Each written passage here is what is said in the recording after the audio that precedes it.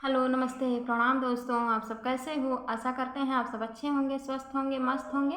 तो हम आप लोगों को एक कौसान माता का गीत सुनाने जा रहे हैं। अगर पसंद आए तो लाइक करें, सब्सक्राइब करें, शेयर करें, कमेंट करें। और यदि चैनल पे नए हैं तो प्लीज़ सब्सक्राइब कर लें ताकि आपको हमारा हर वीडियो मिल सके और आप हर वीडियो का आनंद ले सकें।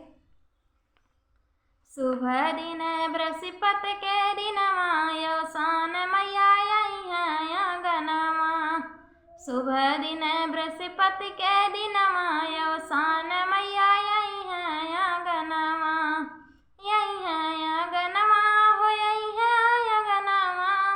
शुभ दिन बृहस्पति के दिनवा यौसान मैया गनमा। शुभ दिन बृहस्पति के दिनवा यौसान मैया गनमा। अपने हम मैया खातिर कलशा भरइब, अपने हम मैया खातिर कलशा भरइब, औरो जलइब हम दियना यौसान मैया गनमा।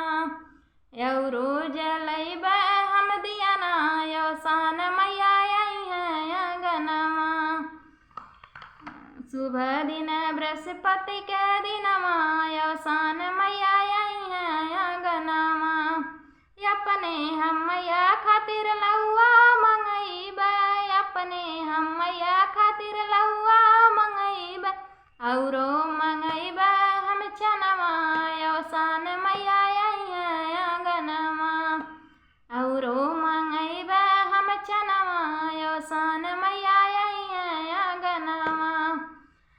शुभ दिन बृहस्पति के दिनवा यौसान मैया गनमा।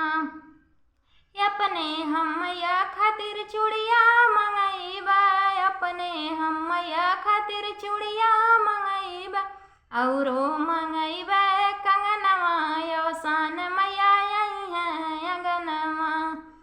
औरो मंगइब कंगनवा यौसान मैया गनमा। शुभ दिन बृहस्पति के दिनवा यौसान मैया गनमा। अपने हम मैया खातिर सड़िया मंगइब, अपने हम मैया खातिर सड़िया मंगइब, औरो मंगइब चुदरिया यौसान मैया नगरिया।